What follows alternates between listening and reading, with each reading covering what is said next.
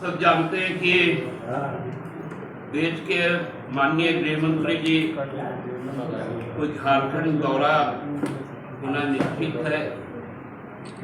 पहले सूचना आई थी कि आज ही शायद वो आ रहे शाम को, और कल प्रभात तारा मैदान में उनके राजनीतिक दल का कोई सम्मेलन है, उसमें सम्मिलित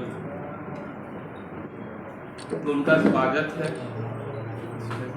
उनका इसलिए स्वागत है कि यह राज्य केंद्र सरकार की जांच एजेंसियों के दायरे में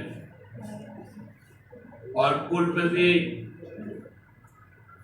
लोकसभा चुनाव के पूर्व भी यह राज्य केंद्र सरकार के विभिन्न जांच एजेंसियों के दायरे में रही। लेकिन जांच एजेंसियों का जो शिकंजा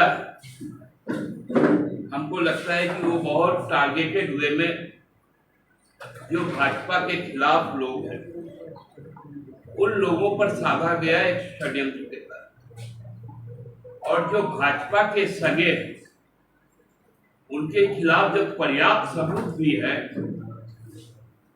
उन पर समन पे समन जारी हो रहा है, उनको एब्सकॉन्डर घोषित किया जा रहा है। उस वक्त उनको एक बड़ी रिलीफ देने का काम झारखंड में एनफोर्समेंट डायरेक्टरेट के एक स्पेशल डायरेक्टर भी, वो स्पेशल डायरेक्टर यह तय करते हैं कि जांच एजेंसियों को किनके खिलाफ जाना है और जांच एजेंसियों जो रडार में लोग हैं उनको किन केंद्रीय मंत्रियों से मिलवाना है, क्योंकि एक जांच एजेंसी ईडी जो है वो फिनांस मिनिस्टर के अंडर में आता है, तो उसके जो भारप्राप्त मंत्री वो पिछले दिनों रांची आई, और तब भी हम लोगों ने कहा था जो ईडी का एक जो अभी बेल पर है उनसे चुनाव के वक्त इन्होंने मिलाने का काम किया।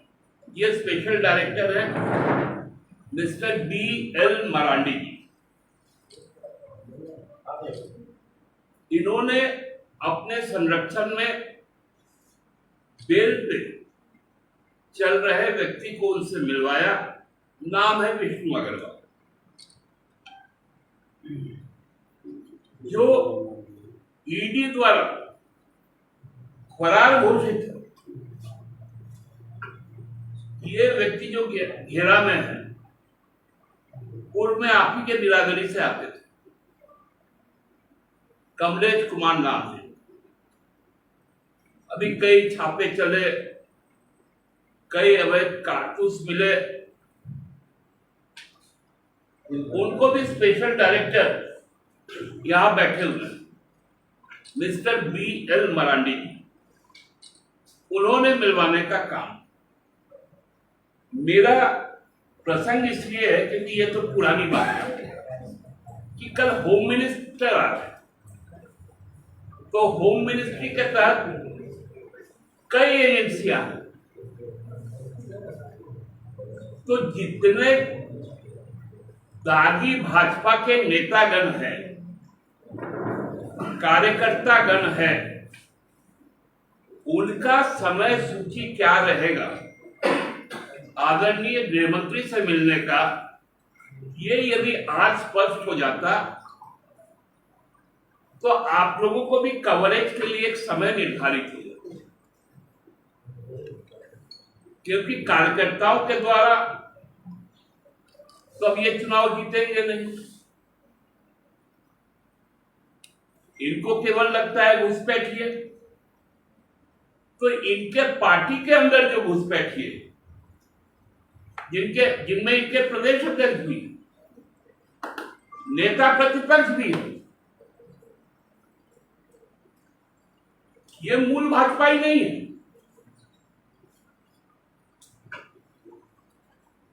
तो उनसे जो सबसे ज्यादा घुसपैठ का संभावना भाजपा के अंदर बना हुआ है, उनसे गृह मंत्री कैसे निपटेंगे?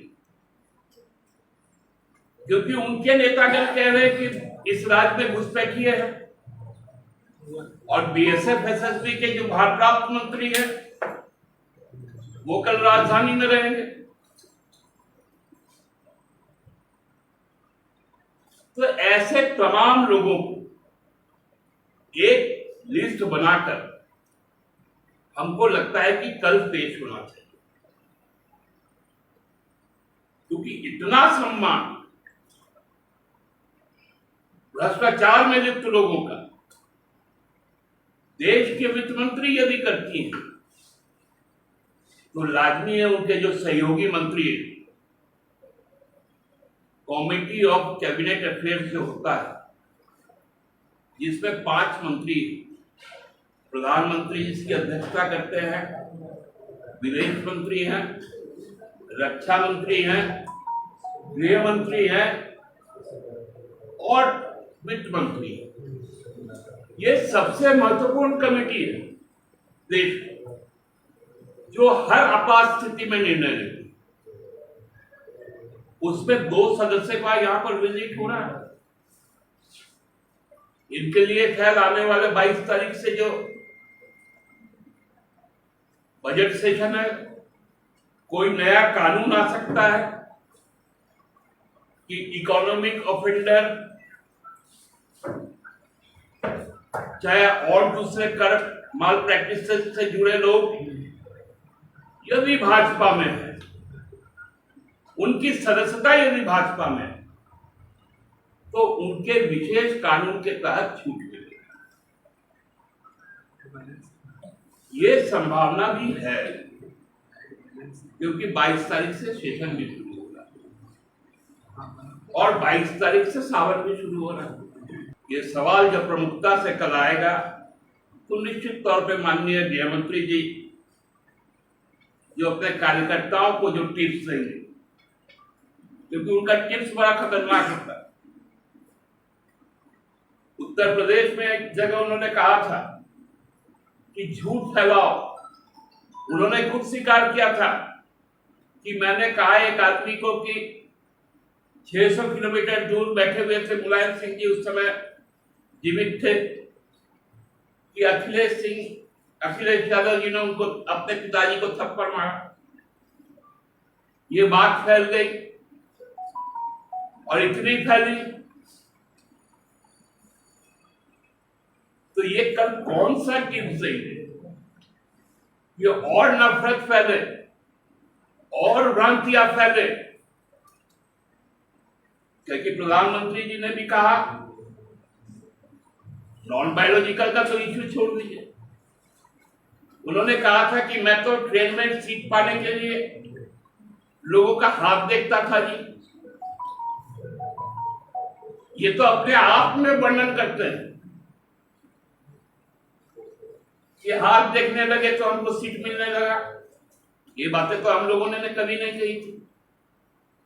क्या आप पार्टी से, आपकी सरकार है, यहाँ पे आप पुलिस से आग्रह करेंगे कि सारे हिस्ट्री सीटर का लिस्ट बना के आपको दे दे, आप जाके सौंप दे? नहीं, हमारे पुलिस का सीधा संपर्क गृह मंत्रालय से है।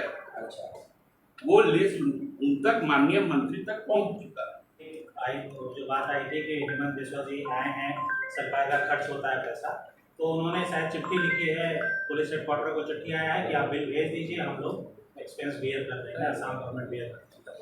नहीं, देखिए, इस पे मैंने भी उस चिट्ठी को देखा और तो मैं अवाक हो गया।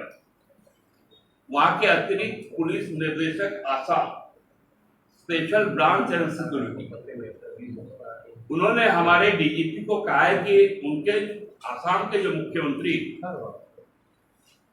उनको पार्टी ने सह प्रभारी बनाया है, पहला लाइन।